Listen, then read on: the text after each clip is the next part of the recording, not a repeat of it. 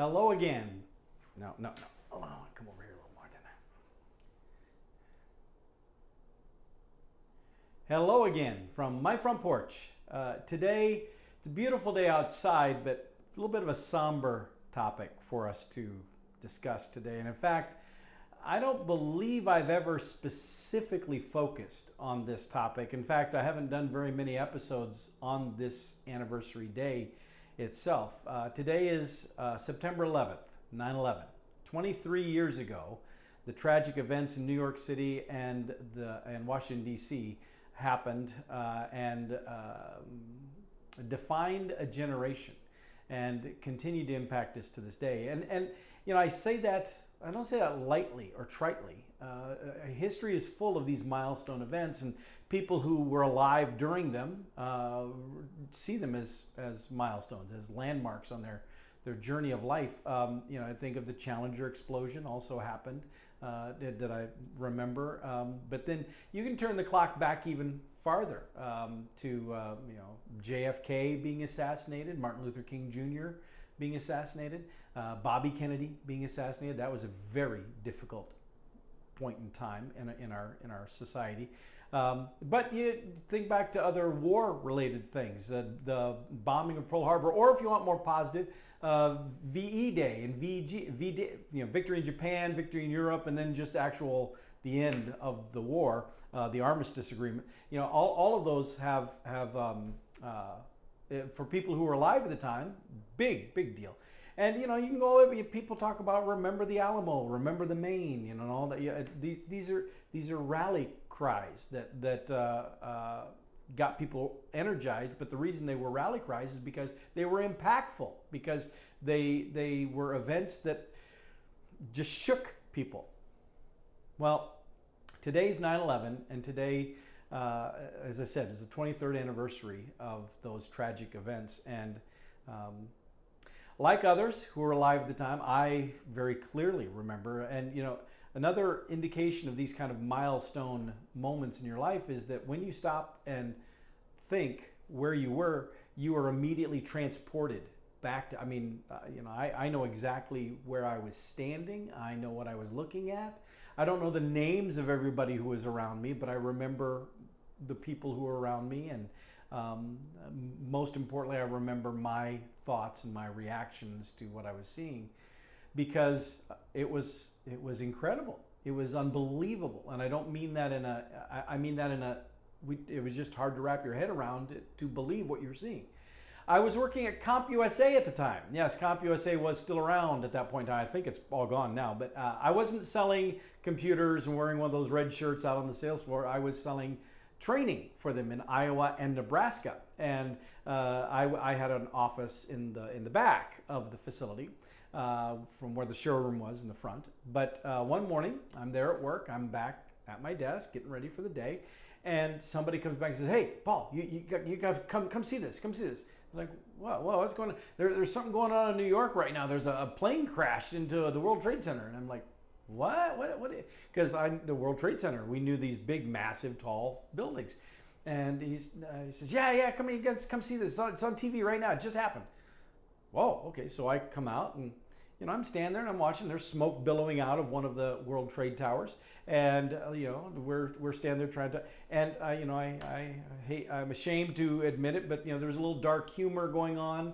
People joking about, I guess the pilot didn't get his directions right, or whatever. And because we didn't understand the significance of what was unfolding right in front of us.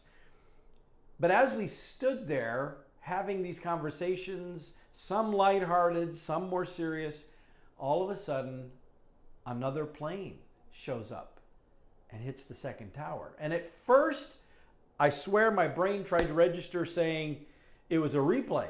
Oh, they just showed the replay and then I realized, no, it's the other tower, because there's already smoke over there. It's a plane flying into the other tower. And it was. And all of a sudden, there was no more levity. There were no more jokes. There was no more humor to be found. It was disbelief. And your brain tries to process something like that, at least mine, by saying by thinking it's like watching a movie or a TV show. It's not real. It's and I know there are conspiracy people who will say different. I'm not going there with this. My point being that you're watching this happen, and it's like this can't be real. This has to be fabricated. It has to be fiction. But no, it was very, very much real. And we all know now the destruction that followed. We know how it changed our nation. For a brief time, it unified our nation. Unfortunately, that silver lining or benefit of 9/11 has long since evaporated from us. But the events of 9/11 changed us mentally. It changed us psychologically, changed us socially. It's just a powerful milestone in the lives of those of us who were around when it happened and can remember that. But I saw something posted on Facebook about the event that really, really impacted me in a very powerful way beyond just the standard what 9/11 means. It's the human impact. Because the more I thought about the human impact, the more you know how my brain tends to take something and then extrapolate something else kind of from it. Well, that's the journey we're going to go on right now. So I wrote down some information that I saw in this posting, because it was very powerful. That the night of September 10th, the night before, nobody knew what was going to happen to the victims of this event. And of course, the terrorists who planned the whole thing, they knew what they were going to be doing next day, but we're not talking about them. That night, the night of September 10th, 246 individuals went to bed knowing that their bags were packed, they had their tickets ready, and they were going to be getting on planes the next morning to fly to different places. Likely, as many of them have done many times. I fly many times.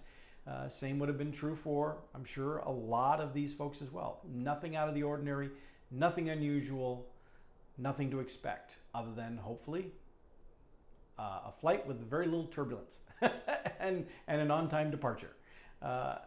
So these individuals, 246 individuals, went to bed on September 10th thinking, tomorrow I've got a flight. That's it. Their biggest worry was catching the flight. 2,606 people went to bed thinking about what they were going to be doing at work the next day. Possibly thinking about meetings that they had, or deadlines that they needed to achieve, or maybe having some brainstorm about a project they're working on and excited to get to work the next day to do something with this thought that they had. 2,606 people went to bed, laid their head down on their pillow, thinking that the biggest thing they had to worry about the next day was getting to work on time. 343 firefighters went to bed September 10th, assuming that the next day they were just going to be doing the same thing they do every day, putting out some fires here and there, maybe the occasional cat out of a tree.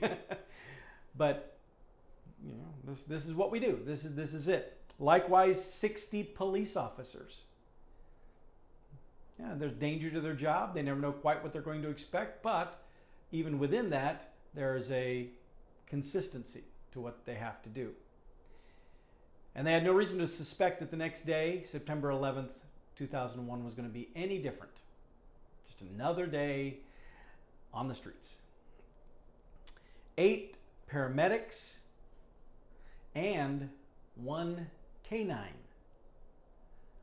all rested their eyes on September 10th, presuming the next day was just another day. Well, it started as just another day, but very quickly it changed, and by 10 a.m. on September 11th, 2001, not one of those that I just mentioned was alive. They had all their lives had ended by 10 a.m. on September 11th, 2001. It's a very sobering bit of information. And as I pondered that, I pondered the notion that it wasn't just those people impacted. It was everybody around them. Their families, their friends, their colleagues.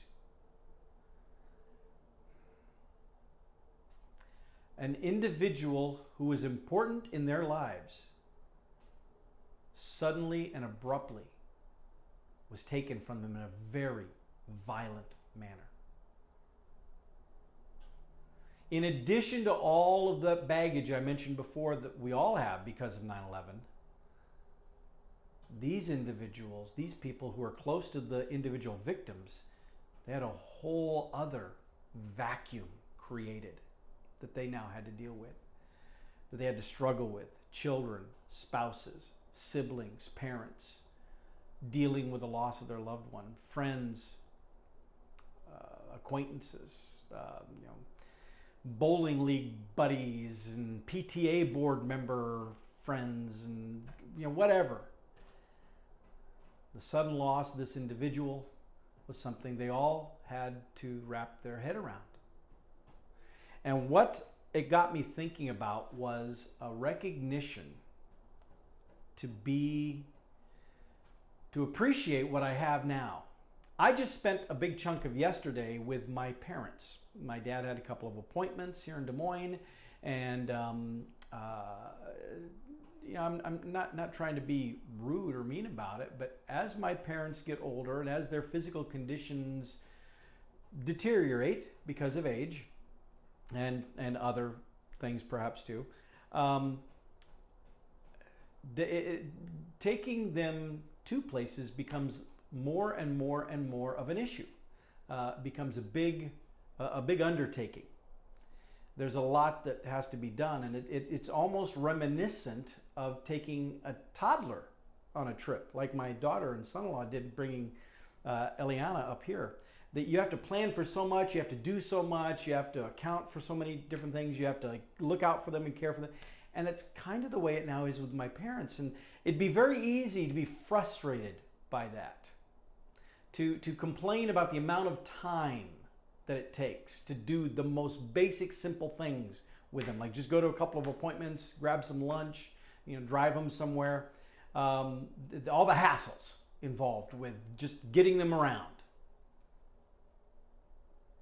But you see, you stop and you think about this list here of these.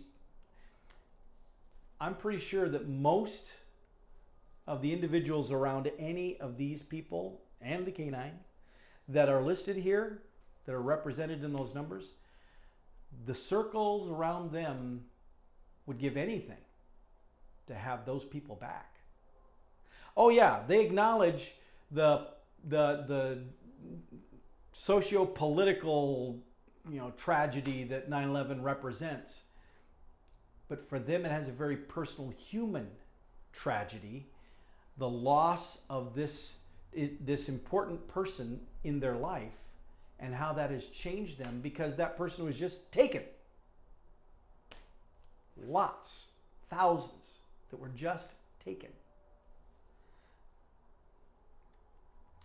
And I read online about some of the voicemails, some of the phone call messages that people on the flights made when they realized what was going on, when they realized their plane had been hijacked and was being used for some nefarious purpose. And I can't even imagine what I would do in that situation. What kind of a message would I leave? Or even worse, being on the receiving end of such a message from a loved one. Yeah, taking my parents around, it can be a hassle. It can be a lot of work. But I still have both my parents. I can still hug them. I can tell them I love them. I can interact with them. I can talk with them. Life changes. Things happen. But I'm appreciative of every single additional day that I get with my parents. Someday, sad to think about, but someday they won't be there. I don't look forward to that day, and I certainly don't want it to happen anytime soon. But someday, the odds are I will outlive them, and that will happen, and I will miss them. So today, I'm appreciative. Someday, they won't be lost like in a tragedy like 9/11, but they will still be lost. And so I'm appreciative of what I have with them today. The same with everybody else in my life. Family, close friends, marginal friends. I should say close friends, marginal friends. We all have that. You have a lot of acquaintances that mean a lot to you, but they're not really, tight and close. But then you've got that circle that you consider to be really your tribe, and any of those individuals could be gone like that. How would I feel? How would you feel? It's been said that one of the problems with funerals is that that's the time where people get together to talk about how much they thought of the deceased, when in fact we should be spending more time while the deceased was alive, letting the deceased know that they were appreciated before they had deceased. A lot of truth to that. And that's the new takeaway I have from 9/11. Oh, it's still, don't get me wrong, I still will remember it for the tragedy that it was, and the national unifying event that it brought to us. But as time goes on and we get farther from that event,